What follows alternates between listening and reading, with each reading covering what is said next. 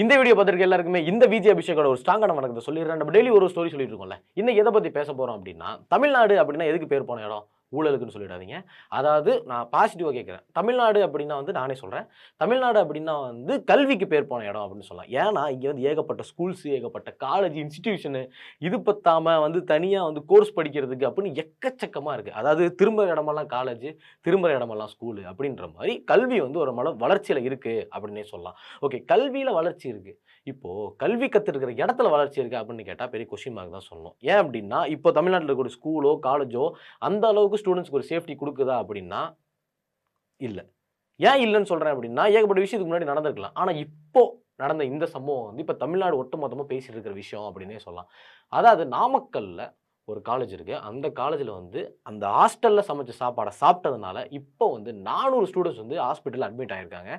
அது தெரியல எப்படி சொல்றது அப்படின்றது தெரியல. அதாவது கவர்ன்மெண்ட் மேல வந்து நமக்கு ஒரு பெரிய ஒரு தப்பான அபிப்பிராயம் இருக்கு. கவர்ன்மெண்ட் காலேஜ்ல இப்படிதான் இருக்கும் அப்படின்ற மாரி. அதனால தான் எல்லாமே பிரைவேட் கொண்டு போய் சேர்க்குறாங்க. ஆனா பிரைவேட்டுமே இப்படி இருக்கிறது தான், இப்ப எங்க போய் படிக்கிறது அப்படின்னு தெரியாத ஒரு மனநிலைமையில எல்லாருமே யோசிச்சுட்டு இருக்காங்க அப்படின்னே சொல்லலாம். சரி, ஓகே. அந்த காலேஜ்ல என்ன நடந்துச்சு? யார் இதுக்கெல்லாம் காரணம்? அப்படின்றத இந்த வீடியோல ஃபுல்லா நம்ம பேச போறோம். ஸோ இத பத்தி நீங்க தெரிஞ்சுக்கணும் அப்படின்னா இந்த வீடியோ ஃபுல்லா பாருங்க. நான் உங்க விஜய் அபிஷேக். இது நம்ம ஜெம் டிவி.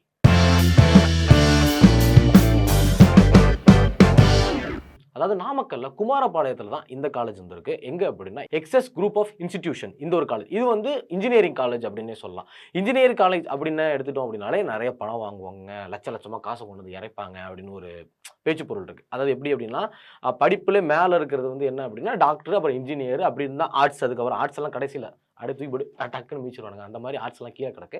மேல வந்து இன்ஜினியரிங், அதுக்கப்புறம் டாக்டர் இதுதான் இருக்குன்னு வச்சுக்கோங்களேன். இப்ப நாமக்கல் இந்த காலேஜ் வந்து பார்த்தோம் அப்படின்னா, அதாவது இங்க வந்து ஃபீஸ் ஸ்ட்ரக்சர் எல்லாமே கம்மி தான் அப்படின்னு சொல்லியிருக்காங்க. அதாவது எப்படி சொல்றது அப்படின்னா, அதாவது மிடில் கிளாஸ் இருக்கிறவங்க, அப்புறம் வந்து இந்த கேஸ்ட் ரீதியா ஒரு சமூகத்த பிரிக்கிறவங்க, அவங்க எல்லாத்துக்குமே வந்து இங்க வந்து ஃபீஸ் வந்து கம்மி அப்படின்னு சொல்லியிருக்காங்க. கிட்டத்தட்ட இந்த காலேஜ்ல 5000த்துக்கும் மேற்பட்ட மாணவர்கள் வந்து படிச்சுட்டு இருக்காங்களாம். அந்த அளவுக்கு ஒரு பெரிய காலேஜ். இது வந்து நாமக்கல்ல இருக்கிறதுனால கரூர், அப்புறம் சேலம், அதுக்கப்புறம் திருப்பூர் அப்படின்ற ஒரு நெறைய பேர், அதாவது சென்னையில போய் படிக்க முடியாதவங்க எல்லாமே இந்த காலேஜ்ல வந்து படிச்சிருக்காங்க. அதாவது காலேஜ் வந்து ஃபீஸ் படி பார்த்தோம் அப்படின்னா, ஓகே கம்ஃபர்டபுள் தான். அதாவது கட்டிறலாம் அப்படின்ற மாரி இருக்கிற ஒரு ஒரு நல்ல காலேஜ் தான். அப்படின்ற மாரி ஒரு சூப்பரான காலேஜ் தான் நம்ம பேசிட்டு இருக்க இந்த காலேஜ். இப்படி பாசிட்டிவா பேசுறியே, ஆனா வந்து இந்த மாரி ஒரு சம்பவம் நடந்திருக்கே அப்படின்னு கேட்டோம் அப்படின்னா, ஆமா. இதே காலேஜ்ல தான் வந்து அந்த ஹாஸ்டல்ல இருக்கிற ஒரு 400 பேரு அங்க சமைச்ச சாப்பாட சாப்பிட்டதுனால, இப்போ வந்து ஹாஸ்பிட்டல்ல வந்து சீரியஸா இருக்காங்க.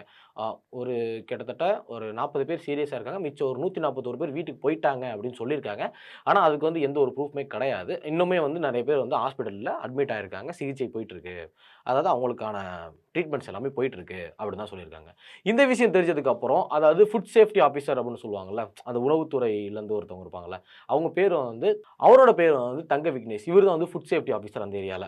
அவங்க வந்து என்ன பண்ணியிருக்காங்க அப்படின்னா, அதுக்கப்புறமா கேன்டீனுக்கும், மெஸ்ஸுக்கும் போயி என்ன நடந்துச்சு அப்படின்ற மாரி அதாவது இன்வெஸ்டிகேஷன் பண்ணியிருக்காங்க. அப்பதான் வந்து நமக்கு ஒரு பெரிய ஒரு ஷாக்கிங்கே வந்திருக்கு. அதாவது அந்த கேன்டீன்குள்ள போனதுக்கப்புறம் பூனையெல்லாம் அங்க வீடு கட்டி வாழ்ந்துகிட்டு இருக்கு. கேன்டீன்குள்ள. அதாவது சமைக்கிற இடத்துல வந்து பூனை எல்லாமே வீடு கட்டி வாழ்ந்துகிட்டு இருக்கு. என்னன்னா நீங்க வந்து சில நியூஸ் சேனல் எல்லாமே அந்த வீடியோ வந்து போட்டாங்க இல்லையா? அதுல வந்து பார்த்தோம் அப்படின்னா, அந்த இடத்துல பூனை இருக்கு. பூனை வந்து ஒரு இடத்துல இருக்கு, அங்கேயே தங்கி இருக்கு அப்படின்னா, ஒரு மெயின் ரீசன் என்னவா இருக்கும் அப்படின்னா, அங்க வந்து கண்டிப்பா எலி இருக்கும் அப்படின்றது உண்மை. எலி இருக்கு அப்படின்னா, அங்க பூச்சி இருக்கும் அப்படின்றது உண்மை. ஏன்னா இது வந்து இந்த சைக்ளோன் படி அந்த பூச்ச வந்து எலி திங்கும், எலிய வந்து பூனை திங்கும் அப்படின்ற மாரி. ஏன்னா, அப்போ ஒரு பூனை அங்க வந்து இருக்கு அப்படின்னா, அதுக்கு ஒரு வாழ்வாதாரம்.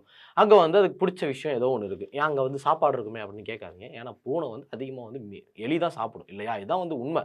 ஒருவேளை எலி அந்த இடத்துல இருக்கு அப்படின்னா, அது வந்து எந்த ஒரு பிரயோஜனமே இல்லாம ஒரு இடத்துல நிக்காது. எப்படி சொல்றது அப்படின்னா, இப்போ வந்து நான் வந்து ஒரு வீட்டோட மாப்பிள்ளைன்னு வச்சுக்கோங்களேன். நான் சம்மந்தமே இல்லாம என் மாமியார் வீட்ல உட்கார்ந்திருக்க மாட்டேன்ல. எதுக்காக வீட்டோட மாப்பிள்ளை எதுக்காக உட்கார்ந்திருப்பாங்க? காசுக்காக உட்கார்ந்திருப்பாங்க. அப்படின்ற மாரி, இப்போ வந்து எலி வந்து அந்த இடத்துல இருக்கு அப்படின்னா, பூச்சி இருக்கிறனால கண்டிப்பா அந்த இடத்துல இருக்கும். இப்ப இப்போ எலி அங்க இருக்கிறனால தான் இப்போ பூனை வந்து அங்க இருக்கு இல்லையா?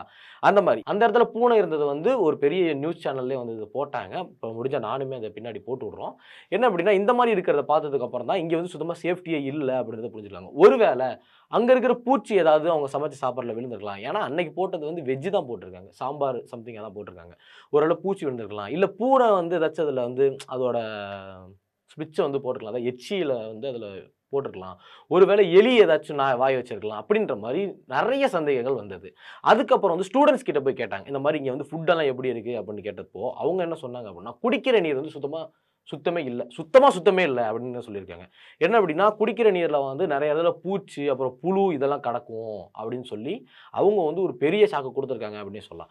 அதாவது இப்ப எப்படி சொல்றது அப்படின்னா, ஆ இவ்வளவு நடந்திருக்கே, ஏன் வந்து ஸ்டூடண்ட்ஸ் வந்து முன்னாடியே இப்ப எச்சரிக்கல? ஏன் முன்னாடியே வந்து மேனேஜ்மென்ட்ல சொல்லல அப்படின்னா, இது வந்து ஒரு யுனிவர்சல் ஃபேக்ட்ன்னு சொல்லலாம். என்ன சொல்றது அப்படின்னா, ஒரு பெரிய காலேஜ் இருக்கு அப்படின்னா, இப்ப அந்த காலேஜ வந்து நான் எதிர்த்து கேள்வி கேட்கிறேன். இந்த மாரி எல்லாம் நீங்க பண்றதெல்லாம் ஒண்ணும் சரியில்லையே அப்படின்னு கேட்டேன் அப்படின்னா, ஓகே மாட்டிக்கிட்டானா? இவன் வந்து நம்ம காலேஜ் எதிர்த்து கேட்கட்டான். ஓகே இவன என்ன பண்ணலாம்? தம்பி உங்க பேரன்ட்ட கூட்டு வா அப்படின்னு சொல்லி பேரன்ட்ட கூட்டு வச்சு மிரட்டுறது. மிரட்டுறது மீன்ஸ் அவங்க அப்பா, அம்மாவ மிரட்டுறது கிடையாது. என்னைய மிரட்டுறது. இந்த மாரி நீ வந்து அத பண்றேன்னு உங்க வீட்ல சொல்லிடுவேன். இத பண்றேன்னு உங்க வீட்ல சொல்லிடுவேன் அப்படின்னு சொல்லிட்டு பயப்படலாம். ஒரு சில காலேஜ்லலாம் வந்து பார்த்தோம் அப்படின்னா, இன்டர்னல்ஸ்லலாம் கை வைப்பாங்க. இந்த மாரி இவன் வந்து காலேஜ் மேனேஜ்மென்ட்ட எதிர்த்து கேள்வி கேட்கறான் அப்படின்றப்போ, நீ வந்து உன்னை எப்புட்றா பாஸ் ஆகுறன்னு வைக்கிறேன். எப்படி நீ டிகிரி வாங்குறன்னு பார்த்துக்கிறேன்டா அப்படின்ற மாரி ஒரு சிலர் வந்து இன்டர்னல்ஸ்லலாம் கை வைப்பாங்க. அந்த மாரி பயம். இந்த காலேஜ்ல இப்படி பண்றாங்கன்னு நான் சொல்ல வரல. நான் ஒட்டுமொத்தமா சொல்றேன். இந்த மாரி பண்ணலாம் அப்படின்றதுக்கு தான் நான் அந்த மாரி சொல்றேன். ஆனா நான் வந்து இந்த காலேஜ் பண்றாங்க அப்படின்றத நான் சொல்லல. அது மட்டும் இல்லாம இப்போ வந்து ஒரு முக்கியமான விஷயம் என்ன அப்படின்னா, தமிழ்நாடு கவர்மெண்ட். இப்போ வந்து நம்ப தமிழகத்தில இருக்கிற எல்லாருக்குமே வந்து ஒரு ஒதுக்கீடு இருக்கு. அதாவது எப்படி சொல்றேன் அப்படின்னா, நமக்கு ஈசி வே வந்து எப்பவுமே ஒண்ணு இருக்கும். அதாவது கவர்ன்மென்ட் ஸ்கூல்ஸ் இருக்கு. அதுக்கப்புறம் பார்த்தா கவர்ன்மென்ட் காலேஜ் இருக்கு. இதெல்லாம் எதுக்காக அப்படின்னு பார்த்தோம் அப்படின்னா, ஓகே நம்ம ரொம்ப கஷ்டப்படுறவங்க வந்து அங்க போய் படிக்கணும் அப்படிங்கிறதுக்காக. இதுவே வந்து இப்ப பிரைவேட்ஸ்லாம் எதுக்காக வந்துச்சு அப்படின்னா, அது வந்து எப்படி சொல்றதுன்னா, இப்ப கவர்ன்மென்ட்ல வந்து ஒழுங்கா ஒரு சில இதெல்லாம் இருக்கு. இப்போ வந்து ஒரு சென்ட்ரல் யூனிவர்சிட்டிலாம் இருக்கு அப்படின்னா, அங்கலாம் மார்க் ரேஞ்ச் தான். இந்த மாரி இந்த மார்க் நீ எடுத்த அப்படின்னா, உனக்கு யூனிவர்சிட்டி கிடைச்சிரும். படிக்காத தற்கூரிக்கெல்லாம் இங்க வேலை கிடையாது. உனக்கு படிப்பு கிடையாது அப்படின்னு சொல்லி அடிச்சு பத்தி விட்டுருவாங்க. அப்படி படிக்காத தற்கூரிங்கலாம் என்ன பண்ணுவோம் அப்படின்னா, நேரா போய் பிரைவேட் காலேஜ் சேர்ந்துருவோம். நான் வந்து பிரைவேட் காலேஜ்ல படிக்கிறவங்கலாம் தற்கூரின்னு சொல்லல. நான் சொல்றேன் பொதுவா. ஒரு மேக்ஸிமம் வந்து இந்த காசு இருக்கிறவங்க எல்லாருமே வந்து பிரைவேட் காலேஜ்ல சேருவோம். ரொம்ப இதா இருக்கிறவங்க, அதாவது லோவா இருக்கிறவங்க வந்து கவர்ன்மெண்ட்ல சேர்ந்து படிக்கணும் அப்படின்னு ஆசைப்படுவாங்க. ஆனா வந்து காசு கட்டி படிச்ச அந்த 400 பேருக்குமே இது நடந்திருக்கு அப்படின்றது தான் ஒரு பெரிய ஷாக்கிங்க. அது மட்டும் இல்லாம ஏன் அவன் போய் வந்து பிரைவேட் இப்படி இருக்க, நீ போய் கவர்ன்மெண்ட்ல போய் சேரலாமே அப்படின்னு கேட்டா, இருக்கு. ஏன்னா கவர்ன்மெண்ட் ஸ்கூல்ஸ், கவர்ன்மெண்ட் காலேஜ் அப்படின்னு நம்ம எடுத்துக்கிட்டோம் அப்படின்னாலே, அங்க வந்து கோச்சிங் நல்லா இருக்காது. அங்க வந்து ஃபெசிலிட்டி நல்லா இருக்காது. அங்க வந்து சாப்பாடு நல்லா இருக்காது.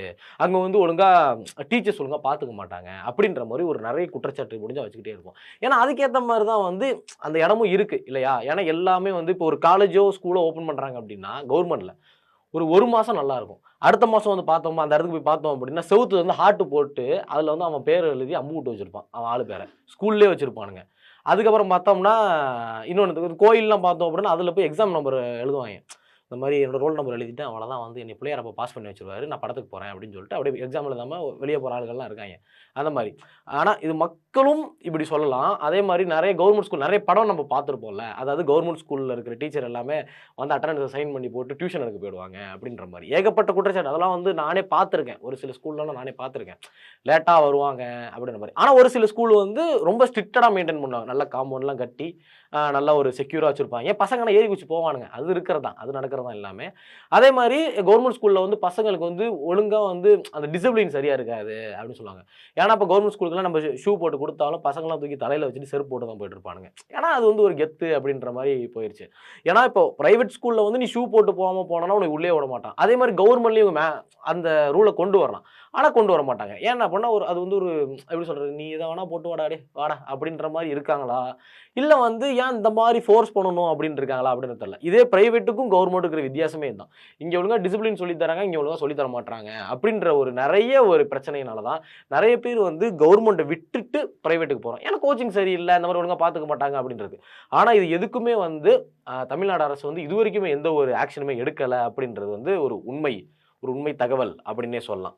பிரைவேட்டுக்காக போயிட்டு இருக்கோம். அது மட்டும் இல்லாம இப்போ வந்து இந்த காலேஜ் விஷயத்துக்கு வருவோம். இப்ப இந்த காலேஜ்ல வந்து பார்த்தோம் அப்பன்னா, இது வந்து ஒரு பிரைவேட் காலேஜ் தான். கிட்டத்தட்ட அட்லீஸ்ட் ஒரு 1,00,000 ஆவது இருக்கும். செமஸ்டர் ஃபீஸ் வந்து இல்ல செமஸ்டரோ இல்ல பெர் இயரோ வந்து கண்டிப்பா 1,00,000 ஆவது இருக்கும். இப்ப அந்த 1,00,000 கட்டி இப்போ 400 பேரும் வந்து இப்போ ஒரு இதுல இருக்காங்க. அதாவது சாப்பாடு சாப்பிட்டு இப்ப ஹாஸ்பிட்டல்ல அட்மிட் ஆயிருக்காங்க அப்படின்றது தான் இங்க நம்ம எல்லாருமே குறிப்பா நோட் பண்ண வேண்டிய விஷயம். அது மட்டும் இல்லாம இந்த காலேஜுக்கு வந்து இப்போதைக்கு 5 டேஸ் வந்து டெம்பரரியா லீவ் விட்டு வச்சிருக்காங்க. எதுக்காக அப்பன்னா இந்த இஷ்யூ போயிட்டு இருக்கிறதுனால. ஆனா வந்து அந்த ஸ்டூடண்ட்ஸ் என்ன சொல்லியிருக்காங்க அப்படின்னா, இந்த இஷ்யூ முடியிற வரைக்குமே காலேஜ் இருக்காது அப்படின்னு தான் சொல்லலாம். காலேஜ் ஸ்டூடண்ட்ஸ் எல்லாமே இனிமேல் குஜாலா தான் இருப்பீங்க. அப்பாடா காலேஜ்ல லீவ் விட்டாய்ங்க அப்படின்னு சொல்லிட்டு அப்படியே ஜாலியா சுத்தலாம். ஆனா வந்து உங்க கூட சக மாணவர்கள் வந்து இப்ப ஹாஸ்பிட்டல் அட்மிட் ஆயிருக்காங்க அப்படின்றது தான் நம்ம நெறைய விஷயம் நோட் பண்ண வேண்டிய விஷயம். அது மட்டும் இல்லாம இப்ப தான் food safety officer sorry take ஆனால் இப்போ ஃபுட் சேஃப்டி ஆஃபீஸர் வந்து கரெக்டாக போய் எல்லாத்தையுமே வந்து செக் பண்ணாரு, இன்வெஸ்டிகேஷன் பண்ணுறாரு. ஆனால் இப்போ ஒரு டிஸ்ட்ரிக்ட் வந்து ஃபுட் சேஃப்டி ஆஃபீஸர் இருப்பாங்க. அவங்க எல்லாருக்குமே மாதம் என்ன வேலை இருக்குது, அட்லீஸ்ட் மாதம்னு இல்லை, அட்லீஸ்ட் ஒரு 3 மாதத்துக்கு ஒருக்க என்ன வேலை இருக்க போகுது, எல்லாரும் போய் கேட்டிருக்கலாம், எல்லா இடத்துலையும் போய் இன்வெஸ்டிகேஷன் பண்ணிருக்கலாம். இந்த ஒரு படம் ஒன்று இருக்கும், அருவம்னு சொல்லிட்டு ஒரு படம் இருக்கும். அதில் வந்து சித்தார்த் சார் வந்து எல்லாருமே டக்குன்னு போவார், டக்குன்னு இன்வெஸ்டிகேஷன் பண்ணி டக்குன்னு சீல் வச்சு போட்டுவார். அந்த மாதிரி டக்குலாம் வேணாம், டொக்குன்னு மெதுவாக போயினாலும் நாமக்கல்ன்றது பார்த்தா ஒரு பெரிய சிட்டிலாம் கிடையாது, ஒரு சின்ன இடம் தான். கிட்டத்தட்ட பார்த்தா ஒரு 10 காலேஜ் இல்லை ஒரு 30 காலேஜ், ஒரு 40 ஸ்கூல் அந்த மாதிரி தான் இருக்கும். ஒரு 3 மாதத்துக்கு நீங்கள் இன்வெஸ்டிகேஷன் பண்ண ஆரம்பித்தாலும் கரெக்டாக எல்லாமே பண்ணியிருக்கலாம். ஆனால் வந்து நம்ம தமிழ்நாடை பொறுத்தவரை, தமிழகத்தை பொறுத்தவரை, தமிழக அரசை பொறுத்தவரை எப்படின்னா ஒரு உயிர் போச்சு அப்படின்னா தான் அந்த இடத்துல வந்து ஒரு ஸ்டெப்ஸ் கரெக்டாக எடுப்பாங்க. இப்போ வந்து ஒரு ரோடு இருக்குன்னு வச்சுக்கோங்களேன், அந்த இடம் வந்து ஒரு டேஞ்சரான ஒரு கிராசிங்காக இருக்கும். அப்போ வரைக்கும் அது டேஞ்சர்னு சொல்ல மாட்டான். ஒரு ஆபத்து, ஏதாவது ஒரு ஆக்சிடென்ட் நடந்துருச்சு அப்படின்னா ஆக்சிடென்ட் ஜோன் கோ ஸ்லோ அப்படின்னு சொல்லிட்டு போடுவானுங்க. அதே மாதிரி ஒரு பெரிய ஸ்பீடு பிரேக்கர் இருக்கும், அது வந்து நிறைய பேர் அப்படி ஜம்ப் பண்ணி போயிட்டு இருப்பான். அங்கே வேணா கீழே விழுந்தாதான் இங்கே மேடான அது என்ன, ஐயோ அது பேர் வந்து ஸ்பீடு பிரேக்கர் இருக்குது, டக்குன்னு தமிழில் வரல, நான் அப்படியே போயிடுறேன். மேடான ஸ்பீடு பிரேக்கர் இருக்குது, அதனால கொஞ்சம் நீங்கள் மெதுவாக போங்க. வேகத்தடை வந்துருச்சு, இது மேடான வேகத்தடை இருக்குது, நீங்கள் மெதுவாக போங்க அப்படின்னு சொல்லிட்டு அங்கே ஒரு போர்டு வைப்பாங்க. அந்த மாதிரி ஒரு சில விஷயங்கள்லாம் இருக்குது. இப்போ கரூர் விஷயத்துக்கு வருவோமே, இப்போ கரூர் விஷயத்தில் 41 பேர் இறந்து போனதுக்கு அப்புறம் தானே இப்போ வந்து ரோட் ஷோலாம் கிடையாது அப்படின்னு சொல்லி அதுக்கப்புறம் ஒரு சட்டம் ஒன்று போட்டிருக்காங்க. ஸோ வந்து தமிழகத்தை பொறுத்தவரை ஏதாவது ஒரு விபத்தோ ஒரு உயிரோ போனால் மட்டும்தான் இந்த ஒரு ஆக்ஷன் எடுப்பாங்க. இது முன்னாடியே எடுத்திருந்தாங்க. இந்த ஃபுட் சேஃப்டி ஆஃபீஸராக இருக்கட்டும், இல்லை எந்த ஒரு ஆஃபீஸர்ஸாக இருக்கட்டும், அவங்க வேலையை கரெக்டாக கண்ணியமாக செஞ்சிருந்தாங்க அப்படின்னா எந்த ஒரு இழப்பு வரத்துக்கு முன்னாடியே அதை செய்யலாம் அப்படின்றதான் என்னோட கருத்து. உங்களோட கருத்து என்ன அப்படின்றத மறக்காம கமெண்ட் செக்ஷனில் கமெண்ட் பண்ணிட்டு போங்க. அது மட்டும் இல்லாமல் இப்போ அந்த நாமக்கல் இஷ்யூ வந்து இப்போதைக்கு இதான், அது எல்லாமே வந்து ஒரு அந்த ஃபுட்டாக இருக்கட்டும் எல்லாமே வந்து இன்வெஸ்டிகேஷன் போயிருக்காங்க. இன்னும் வந்து எதனால் இது நடந்துச்சு அப்படின்ற ஒரு சரியான க்ளூ வரல, ஒரு சரியான தீர்வு கிடைக்கல அப்படின்னு சொல்லலாம்.